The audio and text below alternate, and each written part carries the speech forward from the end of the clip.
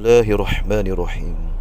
Assalamualaikum warahmatullahi wabarakatuh. Asyhadu an la ilaha illallah wa asyhadu anna Muhammadar Rasulullah. Allahumma salli ala sayyidina Muhammad wa ala alihi sayyidina Muhammad. Rekan-rekan dimanapun berada, kisah nyata ini merupakan suatu pelajaran yang sangat berguna untuk kita, terutama kita sebagai laki-laki dan juga seorang perempuan, di mana kisah ini adalah seorang sahabat Nabi yang bernama Alqamah. Alqamah merupakan sahabat Nabi yang dekat dengan Nabi Muhammadin sallallahu alaihi wasallam. Ia hidup di zaman para sahabat, yaitu Sayyidina Abu Bakar, Utsman dan Ali. Alqamah merupakan sosok seorang pemuda yang mempunyai akhlak yang baik, yang mempunyai jiwa pengorbanan untuk Islam, dan juga termasuk orang-orang atau sahabat Nabi yang mempunyai ilmu pengetahuan. Ibadahnya cukup bagus, salat yang waktunya terjaga, ditambah lagi salat tahajudnya, kemudian solat sunnah-sunnah lainnya. Beliau ini merupakan seorang sosok pemuda yang cukup baik peranginya, yang cukup indah akhlaknya, dan yang cukup menawan budi pengertinya. Alqamah pada suatu saat diceritakan mempunyai seorang calon istrinya, lalu dikisahkan nikahlah Alqamah dengan seorang perempuan yang cukup cantiknya. Lalu minggu berganti minggu, bulan berganti bulan, dan tahun pun berganti tahun, sehingga membuat diri Alqamah terlupakan akan dirinya sebagai seorang anak laki-laki yang penuh untuk menjadi sosok pelindung ibunya. Karena Alqamah hidup hanya dengan ibunya dulu di waktu dia masih lajang ataupun masih perjaka. Nah, setelah Alqamah nikah, spontan ibundanya sendirian tinggal di rumah. Bayangkan pemirsa dimanapun bisa didengarkan ya, bagaimana seorang ibunda kita usianya yang sudah tua, tak ada yang bisa merawatnya atau menolong dirinya. Lalu Allah Subhanahu wa ta'ala memberikan suatu pelajaran buat kita sekalian. Lalu sakitlah Alqamah, sakit yang sangat parah, entah apa penyebabnya. Kemudian Allah memberikan suatu pelajaran buat kita lagi. Alqamah menjelang sakratul mautnya, dia tidak bisa mengucapkan kalimat asyhadu an la ilaha illallah wa asyhadu anna Muhammadar Rasulullah, atau yang disebut dua kalimat syahadat. Lalu para sahabat mentalkinkannya, Abu Bakar, Umar, Utsman, Ali. Tetap Alqamah tidak bisa mengucapkan kata-katanya itu. Karena kita tahu, barang siapa yang meninggal menghadapi sakaratul maut mengucapkan kalimat la ilaha illallah Muhammadar Rasulullah, maka ia akan masuk surga, kata Nabi. Nah, Alqamah ini menjelang detik-detik terakhirnya, ia tidak bisa menyebut kalimat yang satu ini atau kalimat talqin. Lalu kejadian ini dilaporkannya oleh para sahabat kepada Sayyidina Muhammadin Rasulullah sallallahu alaihi wasallam. Sahabat mengatakan, ya Rasulullah, Alqamah akan menjelang sakaratul mautnya ya Rasulullah. Namun Alqamah ya Rasulullah tidak bisa mengucapkan kalimat la ilaha illallah atau kalimat talqin. Lalu kata Rasulullah, adakah orang tuanya? Sayyidina Umar menjawab, ya Rasulullah ada. Kata Rasulullah, coba kasih tahu orang tuanya, kata Rasulullah, ibundanya, bahwa Alqamah akan meninggal dunia. Lalu Abu Bakar bin Siddiq menemui orang tuanya Alqamah. Lalu Abu Bakar mengucapkan, "Assalamualaikum bunda. Ya bunda, saat ini anakmu Alqamah akan menghadapi Allah SWT, atau akan berhadapan dengan sakratul maut."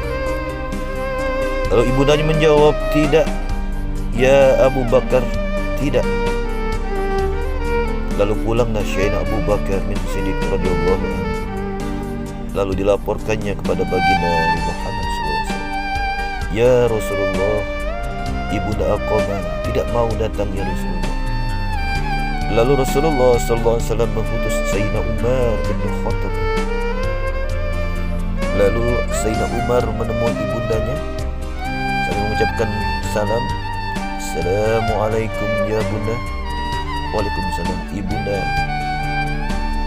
Kata Umar bin Khattab, "Anakmu sekarang Alqamah akan menghadapi sakratul maut. Kami mengharap atas perintah Rasulullah, datanglah ibunda untuk menjenguk anakmu. Mudah-mudahan dengan demikian anakmu akan bisa mengucapkan dua kalimat." Ibundanya, "Tidak, tidak, saya tidak akan menemui Alqamah karena saya ditelantarkannya sendirian di sini." Lalu pulanglah Sayyidina Umar bin Khattab dan dilaporkannya, disampaikannya, "Ya Rasulullah, ibunda Alqamah tidak datang juga karena ia merasa hati tersakiti." Lalu akhirnya ceritanya, kisahnya, sahabat yang terakhir menemui, kata Rasulullah, "Temui lagi ibundanya Alqamah, suruh datang kemari." "Saya yang datang," kata Rasulullah, "apakah saya akan datang ke sana?" Lalu sahabat yang terakhir datanglah kepada ibunda Alqamah, lalu mengucapkan, "Ya ibunda, ini saya utusan Rasulullah yang terakhir. Apakah ibunda mau datang ke hadapan Rasulullah atau Rasulullah akan datang ke ibunda?" Lalu ibundanya tahu adabnya, dia mengatakan, "Tidak wahai sahabat, saya yang datang karena baginda adalah seorang Nabi Muhammad, seorang Nabi yang terakhir. Tidak pantaskah saya menghadap ataupun Rasulullah kemari, saya lah akan menghadap." Lalu singkat ceritanya, datanglah ibundanya. "Assalamualaikum ya Rasulullah." "Waalaikumsalam," kata Rasulullah. "Ya Rasulullah, ada gerangan apakah Rasulullah memanggil saya?" "Wahai ibunda Alqamah," kata Rasulullah, "kami mohon, apakah sebabnya gerangan ibunda tidak mau datang menyinggung anakmu Alqamah?"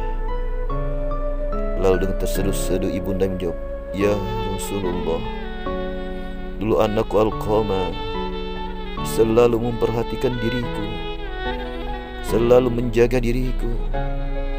Lalu dia Alqamah memperhatikan apa yang aku kurang makan, diperhatikannya.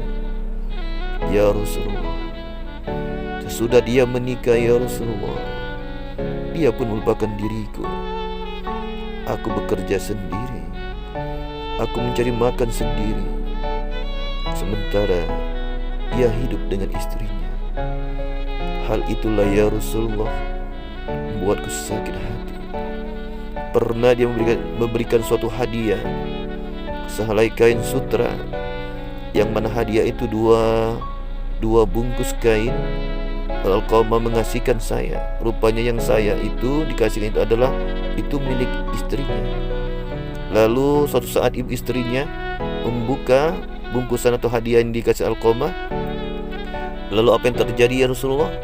Rupanya kain yang saya itu ada di istrinya dan kain istrinya di saya.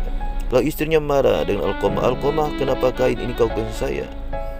Lalu Alqamah membuka, diperhatikan, "Oh, ini bukan," katanya. "Ini kain untuk ibundaku." Lalu dia datang padaku ya Rasulullah, menukar kain itu. Betapa pedihnya saya ya Rasulullah, hati saya. Dia menukar kainnya. Rupanya kain yang dikasih saya, kain yang diberikan pada ibundanya ini lebih tidak baik daripada kain yang dikasihkannya kepada istrinya. Ya Rasulullah, itulah mengapa saya sakit ya Rasulullah hati saya. Lalu Rasulullah SAW menjawab, ibunda, kalau ibunda tidak mau memaafkan Alqamah, maka lebih baik saya bakar Alqamah sekarang juga daripada dia akan dibakar oleh api neraka. Lalu ibundanya menjawab, ya Rasulullah, jangan ya Rasulullah, jangan ya Rasulullah, jangan. Biarkan saya ya Rasulullah yang memaafkannya. Pemirsa sekalian, pendengar pecinta channel Ali Akhbar, benar kata orang, kasih ibunda sepanjang zaman, kasih anak ada batasnya. Apapun yang terjadi dengan diri kita, ibu adalah cinta yang sejati buat kita. Ibu kita adalah meregang nyawa tak kala kita akan melahirkan diri kita. Tak kala kita akan lahir, di situ lagi ibunda kita bertaruhkan dirinya, mentaruhkan nyawanya, entah hidup entah mati. Namun sungguh sangat terkutuk orang-orang yang menyia-nyiakan ibundanya. Kita banyak tahu seperti sejarahnya di Sumatera Barat, ada Malik Kundang yang tadinya sayang dengan ibundanya. Tak kala dia jaya, lalu ibu dilupakannya, lalu ibu dihinakannya, lalu ibunya berdoa jadilah dia batu. Suatu kisah nyata di Indonesia, tepatnya di Sumatera Barat atau di Padang. Allahu Akbar. Kembali lagi dan ibunda Alqamah.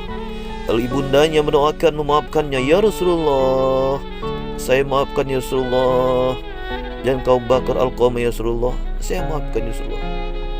Beginilah ibu kita, ibu-ibu mukmin lainnya, tetap sayang terhadap anaknya, apapun anaknya yang sudah lakukan dengan diri ibundanya, dengan hina, dengan tangisan, dengan cacian, namun ibundanya tetap memaafkannya. Akhirnya kata Rasulullah, ya sahabat, lihat Alqamah, apakah benar ibundanya ikhlas memaafkannya atau tidak? Lalu Sayyidina Bilal datanglah ke rumah Sayyidina Alqamah. Lalu dilihatnya, Alqamah, ibundamu, kata Sayyidina Bilal, memaafkan dirimu. Lalu dengan seketika pemirsa sekalian, Alqamah dengan senyum lalu mengucapkan kalimat la ilaha illallah Muhammad Rasulullah. Senyum yang terakhir dari diri Alqamah menandakan kunci surga itu benar-benar ada di telapak kaki ibunda kita, sesuai dengan sabda Nabi, al jannatu ummahata tahta ummahata. Surga itu di telapak kaki ibunda kita. Sebuah kisah ini menjadi suatu pelajaran buat diri kita orang-orang mukmin, khusus kita laki-laki dan juga kaum hawa. Ingatlah akan kebesaran ibunda kita. Ingatlah orang tua kita dimanapun mereka berada. Waktu kita jaya, ingatlah. Jangan pernah kita melupakan ibunda kita dimanapun mereka berada. Walaupun dia telah meninggal dunia, tetap kita ingat, tetap kita santuni, tetap kita doakan mereka. Semoga kisah Alqamah ini memberikan suatu pelajaran yang sangat mendalam di hati kita. Mari kita ingat ibunda kita, mari kita doakan orang tua kita. Allahumma firli wali walidayya warhamhuma kama rabbayana shaghira. Ya Allah, tepatkan ya Allah kedua orang tua kami di tamannya surga para kekasih-Mu. Ya Allah, lapangkanlah, terangilah alam kuburnya orang tua kami, dan masukkan diri mereka keduanya ya Allah golongan umat Nabi Muhammad sallallahu alaihi wasallam. Akhirnya cerita ini mari kita amalkan, mari kita renungkan sebagai pelajaran sangat mendalam. Akhirnya mohon maaf yang sebesar-besarnya jikalau ada kata kami yang salah ataupun keliru menyampaikannya. Akhir kisah, Recian Ali Akbar. Assalamualaikum warahmatullahi wabarakatuh.